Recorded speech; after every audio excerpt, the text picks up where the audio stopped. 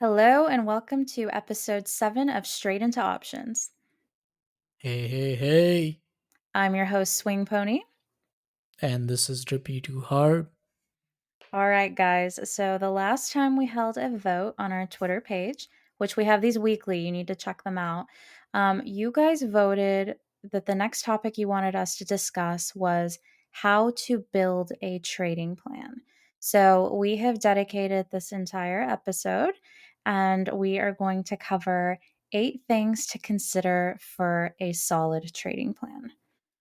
Yeah, I'm excited about this because often not talked about topic on FinTwit. And very Well, few people talk about this topic. and it's a pretty critical thing to have.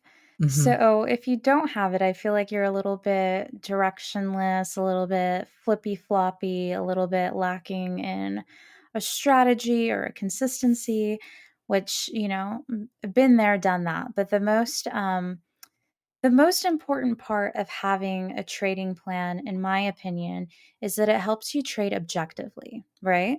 So we're human. Everybody says, be a robot, be an emotionless trader. And as much as I wish I could like snap my fingers and make that happen, I know that it's not realistic. But part of my goal in implementing my own trading plan is to be able to reduce the gray area. So anytime I'm in a position where I feel like I'm in a gray area. My emotions kick in. I'm trying to stray off course. I'm trying to do the opposite of what I'm supposed to. That's where going back to my trading plan is very helpful because I can sort of create a little bit of like an if then type of scenario. When this happens, there should be no question. That's what I do. Yeah, so your trading is as good as your trade plans, first, you know. And second thing, as you said earlier, you want to eliminate the gray areas. So trading involves a lot of decision making. It's extremely challenging because you have to constantly reevaluate things, and the more you can think about these scenarios and the less decisions you have to make during the trade. The only decision you should be making after being in a trade is that should I stop out or should I continue? That's it, based on the price action. Everything else is just you should have planned earlier, ideally. Yeah, absolutely. I mean, I'm the girl, I know myself. I suffer from indecision. I go to a restaurant menu, I will stare at the menu and think about all the things I could eat. I FOMO over food choices. Um, I'll even sometimes like pull up Yelp and look at food pictures. Like, so somebody who gets lost in decision making on a small scale like that, like you can only imagine what the market had the potential to do for me. So, the trading plan definitely keeps me focused. And then I also think it's important to sort of build out certain trading goals that can help you maintain consistency and sort of look at your progress. And one of the best things about having a trading plan and sort of journaling and seeing what's working is you can fine tune the different variables. So I tried this for X amount of time, this is what's working, this is what isn't. And then after, you have some data, after you have some trades to review, you can then go in and sort of finesse the process. Because one thing I like to equate trading to is I know a lot of people struggle with sticking with a certain plan or sticking with a certain strategy. And that's sort of like, a pharmaceutical company who's like running a study, but they keep changing all the variables. If they keep changing all the variables, then like how are they ever supposed to know what a successful study was and what wasn't? And so in your trading, I do think you need to have a plan that you stick with for a while, and that way you can assess and see what's working and what isn't. Right. So you want the best possible outcome for the trade, right? So it's the same thing, right? When people plan for a wedding or a big occasion, they think about a lot of things in advance. Oh, I'm going to talk to this vendor. I'm going to talk to the flower guy. I'm going to talk to someone else, caterers and stuff. So you're thinking about all these scenarios and what if that happens, what happens then? And you're calculating the risk as well, that if this doesn't work out, I have a backup or something like that. It's the same thing in trading. Hmm. You So need to do all of that work. All of that work. And you kind of lay it out once and then it helps you have a little roadmap on moving forward. So, Hmm. we want to go ahead and jump into 8 important things to consider when you're building a solid straight trading plan. Hmm. And the first one is research to help you build conviction. Drippy, you want Right. to dive into these? Yeah, so this is the part where everything starts, right? Like something you read somewhere, you see somewhere on Fintwit, for example, you see someone is short Tesla. So instead of blindly just buying puts on it, you start to think about, okay, well, let me look at this from an objective perspective, right? How are the macroeconomic events right now? Are all the EV sector running hot? Then why would I go short Tesla? If uh, if Elon Musk is in a really good news right now, doesn't make sense to get into short Tesla short. So think about everything which is around. Like, is the SPY trending up? Is the overall market trending up? Then it doesn't make sense to go short or something. But the more conviction, how do you build a conviction in a trade? Is that okay? Well, there's bad news around Tesla, for example, the sex scandal of Elon Musk, and the sector itself is down, the market is down. So now you have so many factors which you have combined to build a conviction that okay, I should be short this position. And the next thing for me, which is very important, is extremely important, is to look at options flow. And I use unusual whales, and unusual whales offers so much more than just options flow. There's this insane amount of information which you can use to build your conviction in many different ways. And what I personally like to do is I look at the overwhelmingly directional flow. If are there a lot of call buying out of money instead of put buying, then I don't think it's a good idea to go short. Because if is the big money which we talk about, someone who is putting millions of dollars in out of money calls, then what is my $1,000 going to do, right? Like, why would I put my $1,000 against when someone is putting millions of dollars in favor of a stock? So I use unusual ways to kind of gauge the market sentiment through the options flow.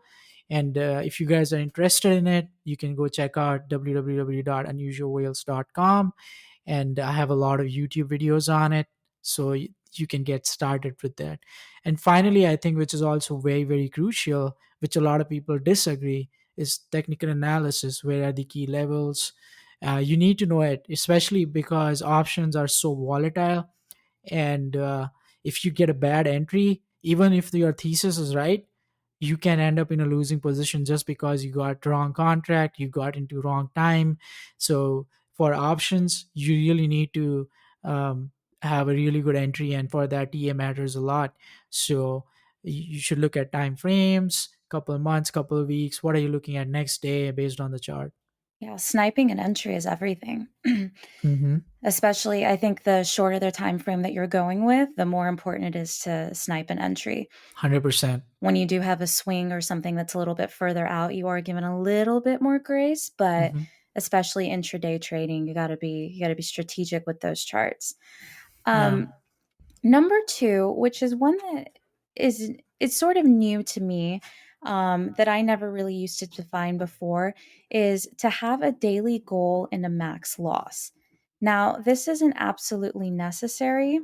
It's not a requirement, but there are reasons why it could be beneficial to have one defined. So, in terms of over trading, I know this is an issue that a lot of people have. It's one that I've had myself before and I still have to deal with from time to time. But if I define a daily goal, and that can be a number or it can be a percentage, that can sort of help me like, oh, I've achieved what I wanted. It's time to step away now because after I've made X amount, I know that if I continue to sit here and keep trading, then what might happen is I may end up giving some of that money back. So, predefining a daily goal can help you step away once you've achieved it.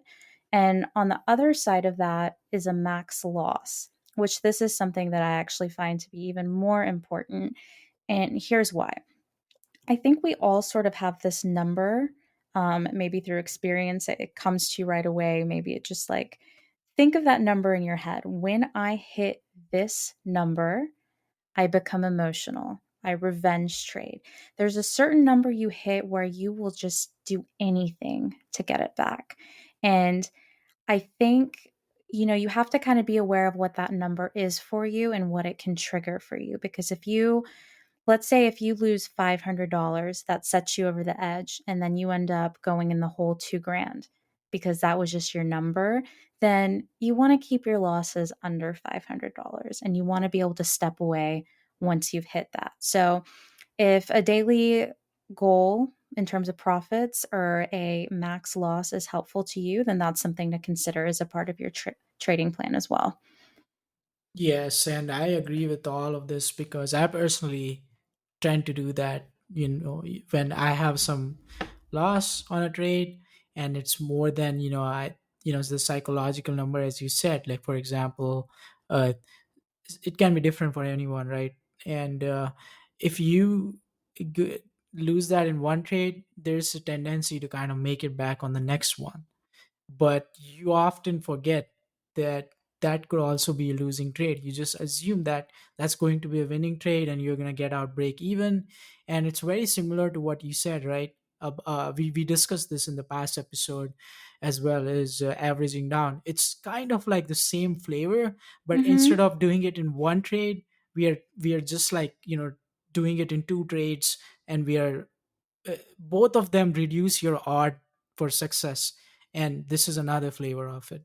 100%. And I'll tell you this, if you thought being down $500 wasn't good, I'll tell you what, like being down 2000, that's not going to feel any better. So a max Mhm. loss can be very, very helpful. Yeah, and some brokers actually allow you, they will stop executing orders. You can set them, preset it in some brokers, and after that the broker will not allow you to place any more trades, and I think that is the best way. Yeah, I think that's amazing. I wish Hmm. Thinkorswim would do that. Yeah, I wish so. I don't know, maybe there might be a way. There's a way for Thinkorswim. Anything is possible in that Thinkorswim. Yeah. There's a way for everything on Thinkorswim. Look, sometimes our willpower is just not, look, we're human. That's why we have Hmm. a plan because we try to work around our humanness. Yeah. But that brings us to number three, which is defining the type of trade. So, if you're going into a trade, you should always, always, always know what your plan is. Is this going to be a scalp? Is this a quick in and out? Is it a day trade? Is it a swing trade? Is it a long term investment? You never, for the most part, want to go into a trade with one intention and end up making it something else. So I think that's very important to define your intention right away with the trade. Yeah, don't mix and match. Like you never mix tequila when you're drinking whiskey. It's the You same thing. do sometimes, but it doesn't end well, and I can share that one For from me, it doesn't end experience. well. No way. No way I'm mixing these two. I've had bad experiences, but it's the same. I've had bad experiences when I convert my scalp to a day trade because I hold too long and next thing it goes to poopa. That's a whole hopium thing, right? Yep. Mm-hmm. And same thing with day trade. Sometimes I'll leave my positions open overnight and next thing this thing plunges. And in this market, no way. Mm-mm. Yeah. Nope. All right. So what do we have next? We have number four, which is defining the time frame. Drippy, do you want to dive into this one? Yeah, so it goes back to the third one, right? Swing trade, day trade, and scalp. So time frame is automatically adjusted according to that. Like if, for example, you think that Tesla might go down from 600 to 500 in 2 months, right? So this becomes a swing trade because now you're not worried about day to day changes in the price movement, at least not to a level where it exceeds your stop loss. But so that means that your time frame, your window for the price movement is higher. So usually what I do is, let's say that if I'm expecting a move to happen within a month, then I will buy 2 or 3 months out expiration, so that gives me more room, because oftentimes people underestimate or overestimate the time. So it's always better to be on the side of overestimation, where you're like, okay, I'll give it 3 months, especially when it comes to options. So when you're looking at swing plays, you might miss out on those huge 1000% gains, but those don't happen often. So you go with the probability, and probability goes is higher for someone who buys time. So you need to realize that. And that also helps you against big. If a position goes against you big in an intraday, you still minimize your losses, because so an option contract 3 months out will still relatively perform much better than something which is 0 DT or weekly that can go to zero instantly. So very important to know your time frame. Yeah, and I think this is also relevant to, what time frames are you marking your levels on? Hmm. Are you going through a monthly, a weekly, a daily, a 5-minute chart? So Right. this is obviously dependent on the type of trade that you're taking. So not only what charts are you marking your levels on, but what time frames are you actively trading on? So if Drippy has calls for a play that's 3 months out, he's not going to have the 5-minute chart pulled up Yeah, because I'm not gonna look at like it being down 1% a day, because it doesn't really matter in the it long doesn't run. matter. And so you have to make sure that those are in sync with your intention for the trade and that Mhm. they're relevant. Otherwise, it's just noise. Yes, yes, 100%. And you also need to be aware of what time frame works best for you in terms of your previous success rate. Like, are you actively trading for, let's say, weekly charts work well for you? You're good at identifying weekly breakouts. 52-week, let's say you're looking at something which is consolidating under the 52-week high, and that's a good swing play, because you're expecting something to break out, but you don't know how long it will take. um, so it matters a lot. And I do like where you mentioned you have to do what works for you because you can get the most successful trader that you know and try to replicate exactly what they do, but that doesn't mean it's going to work for you, right? Mhm. So, some people, even with intraday trading, like one of my friends, Shark, he sticks to that 15-minute chart. Like, that is his for me, that'll often be a 5-minute chart, but I keep different perspectives in mind. But with a 15-minute, you don't have to worry as much sometimes about, the longer day trades and the fake outs that you might see on a 5-minute chart. So it's all a matter of what works for you. Some people even trade on the 1 minute, but for others, that might be anxiety inducing. So figure out what works for you and rock and roll with that. Yeah, like just like how a lot of people like pizza, but they like it a different way. It's the same thing. Like, Exactly. you might like a setup, but then you might have a different point of view of that setup than the other person. So that's why it's important to do your own research. Absolutely. And then number 5, which is very, very, very, very important, is position size. Hmm. You should by no means take a random position size in every play that you take. This needs to be predefined. But Pony, So, I thought the bigger the better. well, the bigger the better if you got lucky and you hit a jackpot, which is probably not going to happen. That's what she said. That's what, oh boy. Oh boy. Um, so that's what she said joke on Straight Into Options. We hope to bring Oh. you many more. If you guys like that, please let us know. If you guys like that, please leave in the comments and we'll continue to bring them for you. Yeah. So, in terms of position size, right, you have to decide based on your account size what is the appropriate position size for the play that you're taking. And I don't believe all position sizes have to be the same, right? Like, I can have a position size that I use for an A plus setup. And then I can also have a position size that I use for a lotto setup. So that's sort of on you to determine how you want to allocate what for each type of play and consider what percentage of your portfolio goes into each position. Kind of one rule of thumb that I have is that one trade should never save your portfolio and one trade should never completely destroy your portfolio. So, if you're going with the bigger is better, let me put my whole portfolio in there, that is exactly the kind of play that has the potential to just like boost your portfolio like crazy, but it also has potential to destroy your portfolio. So anything that's sort of geared upon the get rich quick mindset is pretty much a no no to me. Um, and then the other thing that's really important when you're discussing position size is thinking about how you're scaling in. I personally, I like to, for the most part, it depends on the trade. I like to take the position size that I'm planning for and I like to scale in into 3 increments. So, no right or wrong way to do it. You just have to decide what works for you. Yeah, and oftentimes, I've seen people do the opposite, right? They'll size heavily on lottos, and they will not size heavily on swings. And that's where your previous record comes into play, knowing that uh, that swing plays work well for you and you're much more comfortable. It goes back to your personality. Is Are you the kind of person who wants to be on top of everything, versus are you the kind of person who likes to let things brew and let it play out? And depending on that, you size accordingly. Like, for example, if you're a person who's laid back, wants to see how things are going, then you size in more on the swing plays. And if you're the type of person who just can't handle the stress of holding a position overnight, then you size differently. You size less on swing play. And then third thing, which in this position sizing is so important, is knowing what the market is like. When market is not good for swing plays, don't size heavy on them. For OPEX weeks, for example, don't do that. And you need to know when is the market good for swing versus intraday. Oh, I miss swing trading. I miss it Mm, so bad.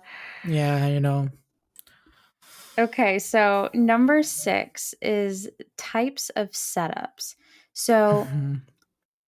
there's so many different kind of setups that you can take in the market, and I think one of the most important things to do is to go back through your trading history and see the setups that you've had the best success with.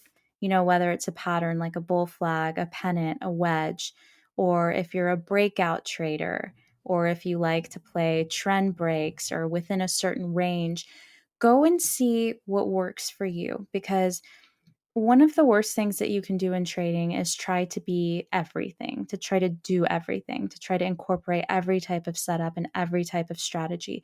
We're all going to have things that we have better rates of success with. And I think it's amazing to just go back and see, typically, I do really well with this type of play. So now that's on my radar, and I'm going to keep an eye out for that. Like, I'm a master at bull flags. So when I see a bull flag, I feel like that's a high probability setup for me, and I'm all over it. So it's really great to know what you do well with and continue to go after those types of setups. Yeah, and this builds upon your time frame thing as well. Like, the higher the time frame is, the more time it takes for the pattern to emerge and break out. For example, bull flags on weekly chart will take couple weeks. Bull flag on a 5 minute chart will might take couple minutes. What about a 1 minute chart? Yeah, 1 minute chart. Those who trade on 1 minute chart, go consult a therapist. Special kind of crazy Uh, there, yeah. Because it's bad, because it just ruins your mentality. 1 minute charts is for extremely fast scalpers. for sure. And if that's Mm, not you, you probably have no business eyeing the 1 minute chart. yeah. Okay, and so number 7, which is very, very, very important, is deciding where to cut losses and where to take profits. So a lot of times as traders, our instinct is to jump into a trade and be like, what can I make off of this? We're only thinking about the upside, right? But the more important question that needs to be answered is, what am I willing to lose here? So you always have to define how much you're willing to lose before you enter a trade. This should 100% be your first thought. Not what can I make? It should be, what can I lose? What am I willing to lose? And I think this is one of those things that if you're prepared for it, you know when to cut a loss, you know when to exit. But when you're not, that's when you see a trade going against you and you either double down, or you're sitting back anxiously and you're like, oh my God, I hope it reverses. And you just feel that doom and gloom. So, And worse is that you cut it and then it goes in your favor. well, yeah, and then that happens sometimes, Yeah. but for the most part, if you cut when you're supposed to, you're probably better off than the every now and then where the play does take off anyways. The bottom line is you can always get back in. So, in Mhm. terms of cutting a position or hitting a stop, I think you need to define what kind of stop you're taking. Is it going to be a hard stop? Is it going to be a trailing stop? Is it going to be a mental stop? And you have to be honest with yourself if you're using a mental stop. You have to say, okay, if this price hits, will I actually exit the play? Like, do I have the willpower to do that? Or am I the type of person who's going to sit there and negotiate with myself and stay in it longer and let my options write all the way down to zero? So just be honest with yourself when you're considering what kind of stop that you want to take. Yeah, cut the loss and move on. It Cut the always feels loss and move better. on. Yeah. It's human instinct to like resist that, but it always feels better. Yeah, once you cut the loss, you have so many possibilities, like, to maybe take better trade. And that's just a part of trading, right? You follow the plan is the main thing. You had a loss, but you had that in your plan. And as long as you follow it, long term, it will be much, much better. And that's where the objectivity comes in, right? Because we know we're subjective as humans, we get lost in the nuances. No, I already predetermined what my stop is going to be. I know how this if then situation works, so I'm going to cut the loss. hmm And finally, the last one is execution. We have talked about all of this, but now combining all of this into one single trade, that's the main part. Because oftentimes you might do all the research, and I've seen this happen to me and to a lot of new traders. They do a lot of research, but then they don't execute the trade. There might be many reasons. They get uh, caught up in some other trade ideas, or they just get caught up in intraday moves, and they stop looking at the bigger picture, or they think the trade has become invalid, but in reality it's still valid. There might be a lot of reasons why you're not executing the trade, and you need to ask yourself why. Is it because you oversized in your last trade and you're afraid that you'll do the same thing again? Find that reason, because if oversizing was the reason, put less size on the trade. But you need to find that, because if you cannot find that reason, your execution will lack. And if your execution lacks, the whole trade plan doesn't mean anything. It's just paper, it's not real Yeah. money. Yeah, there's no point in having a, the saying it's plan your trade and trade your plan. If you're not trading your plan, then there's no point in having it. But one of the biggest, most important reasons to have a trading plan is it allows for accountability, So I go through all my trades in the day and then I can sit back and I can compare it against my trading plan. Did I go for the type of setup that I was planning for? Did I look at it and trade it off the right time frames? Was my position size in line with what I decided? Did I cut losses and did I take profits? And that's something I meant to mention on number 7 is taking profits as well, whether you're doing it by certain percentages or certain levels on the chart, all of those things that you can define and get in the habit of doing, the more you execute your trading plan, the more you'll be rewarded for it. So that's one important thing to keep in mind. And once you kind of build that momentum, it creates a bigger loyalty to you staying on the path because you'll see that it's working and that it's paying off. Yeah, and when you're a beginner and when you're just starting to create your own trade plans, always lean on the side of buying more time for options and less size. Can't go And wrong. yeah, because then you know that you put this size, and next time if similar trade comes, you can put a bigger size and learn from it. Journal your execution, journal yourself in all these points, like all these 8 points. Did you do well with this? And it, that's how you create an edge. It's a self journey for self discovery. and Yeah. and the more data you have for it, the more data you collect and more data you analyze, you're discovering yourself that I do well in this circumstance, and I do well under pressure or not. So many other things. Now, one final thought. Do you have anything to say? Well, yeah, based on what you were saying last is, we talk about self discovery and how our personal strengths and weaknesses show up in trading. I would also say be yourself. Quit trying to be like Drippy. Quit trying to be like Swing Pony. Quit trying to be like Ripster or Sati or whoever your favorite trader is, right? There are great things to learn from each of these people. Great, great things that you can incorporate into your own toolbox. But we are all different, and that's going to show up in how we trade and how we thrive trading. So learn from the people around you, but at the end of the day, don't be afraid to make this your own. Don't be afraid to shift little things that are more complementary to your personality and your trading style, because that's how you're going to thrive. Yeah. And one final question I get a lot is like, hey Drippy, like I understand you can create trade plans for swing trading because it you can do the research in the background. But what about intraday trades, right?